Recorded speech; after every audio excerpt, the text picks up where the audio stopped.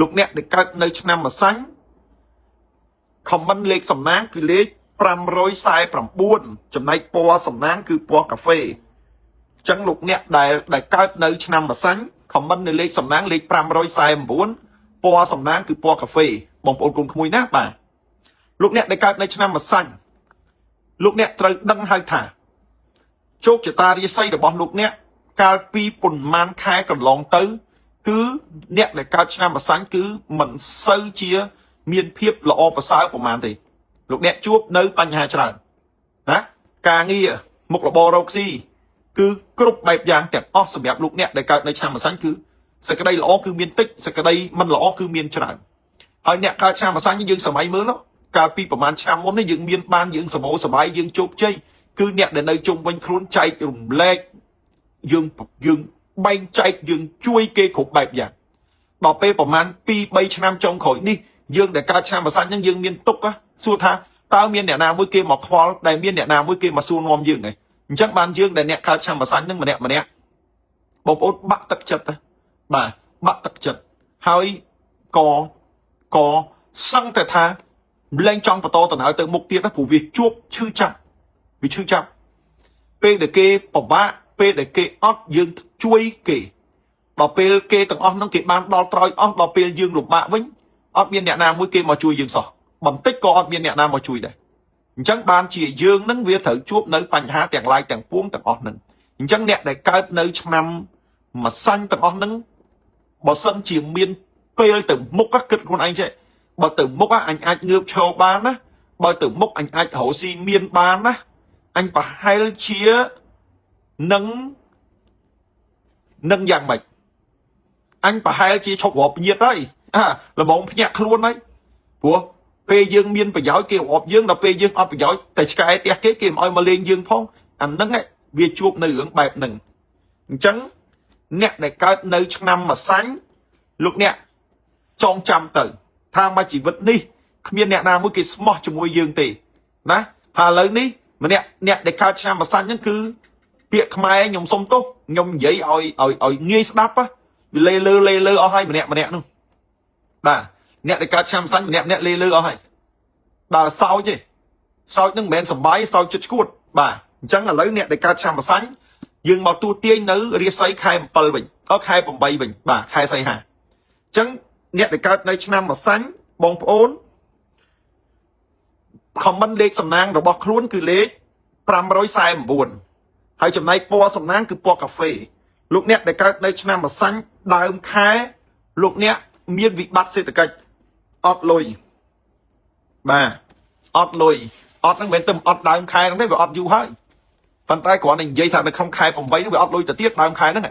អញ្ចឹងអ្នកដែលកើតឆ្នាំម្សាញ់ដើមខែអត់លុយកាក់អីហ្នឹងគឺមិនសូវជាល្អប្រហែលទេដូច្នេះអ្នកដែលកើតនៅឆ្នាំម្សាញ់ហ្នឹងសូមលោកអ្នកមានការប្រុងប្រយ័ត្នហើយក៏ត្រូវរឹតត្បិតត្រូវរិះថាំត្រូវគិតឲ្យគ្រប់ពីព្រោះថាការអត់លុយហ្នឹងមិនមែនអត់តែម្ដងហ្នឹងទេវានៅអត់បន្តទៅទៀតព្រោះរាសីយើងវាមិនទាន់ល្អបើអញ្ចឹងអ្នកដែលកើតឆ្នាំម្សាញ់ហ្នឹងដើមខែអត់លុយបាទអត់លុយអញ្ចឹងត្រូវតែប្រយ័ត្នបន្តិចអត់លុយណាបាទអត់អីអត់បានណាប៉ុន្តែអត់លុយអាហ្នឹងពិបាកបន្តិចអត់បាយអត់ទឹកយកលុយទៅទិញបានបើឈឺយកលុយទៅមើលជំងឺបានប៉ុន្តែដល់ពេលអត់លុយហើយអត់មានអ្នកណាគេមកមើលយើងទេអត់មានអីទៅដូរបានទេអញ្ចឹងអារឿងអត់លុយហ្នឹងគឺត្រូវតែប្រយ័ត្នបន្តិចប៉ុន្តែដូចពាក្យខ្មែរគេថាពូជប្រធិនវងវាមិនស្លាប់ទេលំបាកមុនវាសំណុកក្រោយប៉ុន្តែម្បោបានសំណុកហ្នឹងតដល់ទីបញ្ចប់បងប្អូនបើនិយាយពីរឿងវិញគេវាយឆ្អែតដល់ចុងក្រោយបានសុកចប់ត្មងបាទអញ្ចឹងអ្នកដែលកើតនៅឆ្នាំម្សាញ់ហ្នឹងដើមខែគឺត្រូវអត់លុយអញ្ចឹងយើងត្រូវតែអត់ធ្មត់ហើយក៏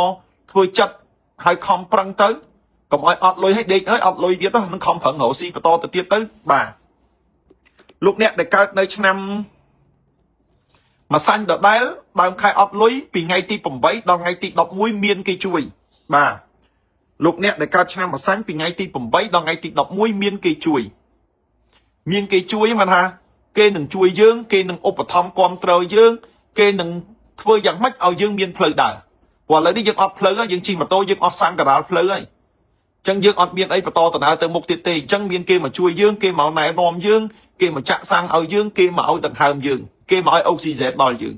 chẳng bị ngay ti bẩm bấy đằng ngay ti đọc mũi nước nẹt để cao sang mà sẵn nước miên kê chui nâng miên kế tụm nút bầm rong dương ao dương tận ọc nia nó cứ thời tay ban ô màu vịnh nẹt để caoในឆ្នាំmà xanh tận đấy bong ôn bị ngay ti đọc pal đo ngay ti mà pay bị ngay ti đọc pal đo ngay ti mà pay nẹt để caoในឆ្នាំmà xanh lúc nẹtត្រូវប្រយ័ត្នបន្តិចណាប្រយ័ត្នហើយជាពិសេសអ្នកដែលនិយមដើរយប់បាទអ្នកដែលនិយមដើរយប់ហ្នឹងគឺត្រូវតែប្រយ័ត្នឲ្យមែនតើអាចនឹងមានបញ្ហាឬមួយក៏អាចឈានទៅដល់រឿងក្តីក្តាំបាទរឿងក្តីក្តាំអញ្ចឹងពីថ្ងៃទី17ដល់ថ្ងៃទី20អ្នកដែលកើតនៅឆ្នាំម្សាញ់ហ្នឹងជាពិសេសក្មួយណាបងបរោះឬមួយក៏នារីដែលនិយមដើរលេងយប់គឺត្រូវតែប្រយ័ត្នបើអាចទេចន្លោះ3ថ្ងៃហ្នឹង17 18 19 20គឺកុំគួរដើរលេងយប់គឺកុំគួរធ្វើអ្វីមួយដែលមិនគប្បីបើមិនដូច្នេះទេលោកអ្នកអាចនឹងមានរឿងអ្នកនឹងអាចមានបញ្ហាដែលធ្វើឲ្យប៉ះពាល់ដល់គេឈ្មោះកិត្តិយសនិងសេចក្តីថ្លៃថ្នូរឬមួយក៏មានរឿងក្តីក្តាំកើតឡើងបាទអញ្ចឹងសម្រាប់អ្នកដើរយប់គឺត្រូវតែប្រយ័ត្នបើយល់ល្អគឺកុំដើរណាចាំផុតថ្ងៃ20ចាំដើរបើមិនដូច្នោះទេគឺនឹងមានបញ្ហារឿងមិនល្អកើតឡើងសម្រាប់លោកអ្នកដែលកើតនៅឆ្នាំម្សាញ់ណាបាទអ្នកដែលកើតឆ្នាំម្សាញ់ដដែលបងប្អូនពីថ្ងៃទី20ពីថ្ងៃទី24ដល់ថ្ងៃទី26អ្នកដែលកើតឆ្នាំម្សាញ់ណាគេថាមានលៀបធំដូចត្រូវឆ្នោតបាទនេះអ្នកដែលកើតឆ្នាំម្សាញ់មានលៀបធំដូចត្រូវឆ្នោតណាអាហ្នឹងមិនមែនត្រូវឆ្នោតទេគ្រាន់តែថាជាការមួយដែលយើងប្រៀបធៀបបងប្អូនណាបាទនេះពីថ្ងៃទី24ដល់ថ្ងៃទី26អ្នកដែលកើតឆ្នាំម្សាញ់នឹងមានលៀបធំចូលមកហើយលៀបធំហ្នឹងគឺធំដូចគេត្រូវឆ្នោតហ្នឹងណាចាក់1000បានមកវិញប្រហែល70000អីអញ្ចឹងណាឧទាហរណ៍ណាចាក់1000បានមកវិញ70000អីអញ្ចឹងទៅលៀបធំចូលមកអញ្ចឹងអ្នកដែលកើតនៅឆ្នាំម្សាញ់ពីថ្ងៃទី24ដល់ថ្ងៃទី26លោកអ្នកនឹងមានលៀបធំចូលមកហើយយើងចង់ដឹងថាលៀបធំនោះអ្វីខ្ញុំអត់ដឹងដែរប៉ុន្តែលោកអ្នកនឹងមានលៀបធំហើយអ្នកដែលកើតឆ្នាំម្សាញ់ដដែលនៅចុងខែលោកអ្នកអាចនឹងមានវិបត្តិស្នេហាអាចសង្សារសំបែកបែកបាក់ស្នេហាឬមួយក៏បែកបាក់គ្រួសារនេះចុងខែអាចគ្រាន់តែអាចទេមិនមែនការពិតទេបាទអាចបែកបាក់ស្នេហាឬមួយក៏អាចសង្សារសំបែកឬមួយក៏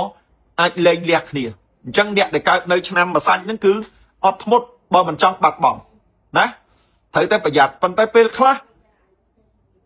យើងដឹងរឿងមុនហើយយើងក៏ប្រយ័ត្នប្រយែងទៅអញ្ចឹងអ្នកដែលកើតនៅឆ្នាំម្សាញ់លោកអ្នកនៅចុងខែនេះគឺមានតែការអត់ធ្មត់តែមួយមុខគត់លោកអ្នកនឹងបានជោគជ័យលោកអ្នកដែលកើតនៅឆ្នាំម្សាញ់លោកអ្នកដឹងហើយថាមួយរយៈចុងក្រោយនេះជាពិសេសនៅក្នុងដើមឆ្នាំ2026នេះអ្នកដែលកើតឆ្នាំម្សាញ់ជីវិតភ័យអបថុយប្រឋានបន្តិចណាដូចមន់គេដាក់ក្នុងទ្រុងអញ្ចឹងណាហើយគេចាប់ទៅម្ដងមួយមិនដឹងថ្ងៃណាដល់វេនអញជីវិតអារម្មណ៍បែបហ្នឹងណាហើយជីវិតអ្នកកើតឆ្នាំម្សាញ់ហ្នឹងមួម៉ៅក្តៅក្រហាយអត់សុបាយចិត្តអត់រីករាយទេហើយធ្វើអ្វីមួយឲ្យតែចិត្តបានជោគជ័យគឺបរាជ័យតែហ្មងឲ្យតែចិត្តដល់គោលដៅដឹងមានឧបសគ្គហើយអ្នកដែលកើតនៅឆ្នាំម្សាញ់ហ្នឹងគឺបញ្ហាច្រើនហើយមានរឿងច្រើនទៀតជាពិសេសនៅក្នុងខែ8ហ្នឹងគឺត្រូវប្រយ័ត្នមែនទែនគឺចន្លោះពីថ្ងៃទី17ដល់ថ្ងៃទី20ហ្នឹងណាបាទដោយសារតែវាមានរឿងបែបហ្នឹងហើយដោយសារតែវាមានបញ្ហាបែបហ្នឹងហើយឧបសគ្គចូលមកច្រើនហ្នឹងហើយយើងអ្នកកើតឆ្នាំម្សាញ់ហ្នឹងគឺសបោអ្នកលៀបពណ៌ដូច្នេះយើងអត់ដឹងថារាល់ថ្ងៃនេះគេធ្វើអីដល់យើងទេដឹងគេស្រឡាញ់យើងដល់ប៉ុណ្ណាដឹងគេស្មោះយើងអត់ឬមួយក៏គេធ្វើម៉េចផ្លូវកងឹតអីយ៉ាងម៉េចយើងអត់ដឹងអញ្ចឹងខ្ញុំលោកគ្រូមហាជុំខ្ញុំឃើញអ្នកកើតឆ្នាំម្សាញ់ជួបរឿងបែបហ្នឹងខ្ញុំបានរៀបចំនៅខ្សែចង្កេះជូនដល់លោកអ្នកអញ្ចឹងលោកអ្នកដែលកើតនៅឆ្នាំម្សាញ់ទាំងអស់គ្នាខ្ញុំលោកគ្រូមហាជុំខ្ញុំបានរៀបចំនៅខ្សែចង្កេះជូនដល់លោកអ្នកនេះខ្សែចង្កេះនេះគឺខ្ញុំធ្វើឡើងពីអំបោះ5ធាតុខ្ញុំអត់ប្រើអំបោះសទេកាលមុនយើងប្រើអំបោះសឥឡូវអំបោះសខ្ញុំអត់ប្រើទេខ្លាចពាក់ទៅវាតោងពណ៌ទៅវាក្អែលវាអត់ស្អាតអញ្ចឹងខ្ញុំប្រើអំបោះ5ធាតុដែលខ្ញុំក្រងមកយ៉ាងពិសេសជូនដល់លោកអ្នកអញ្ចឹងលោកអ្នកទាំងឡាយដែលកើតនៅឆ្នាំផុសសំដៅដែលកើតនៅឆ្នាំម្សាញ់ លោកអ្នកគួរតែពាក់នៅខ្សែសង្កេតនេះដើម្បីការពាររាល់រឿងមិនល្អដើម្បីការពារនៅខ្មាំងសត្រូវដើម្បីការពាររាល់នៅបញ្ហាទាំងឡាយទាំងពួងពីព្រោះថានៅក្នុងខែ8នេះយើងអាចមានបញ្ហាច្រើន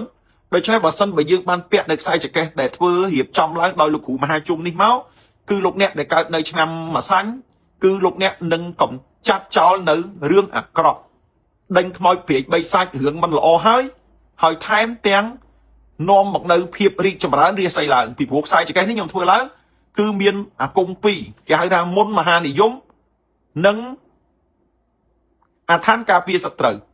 អាឋានការពារសត្រូវព្រោះក្នុងនេះមានអាឋាន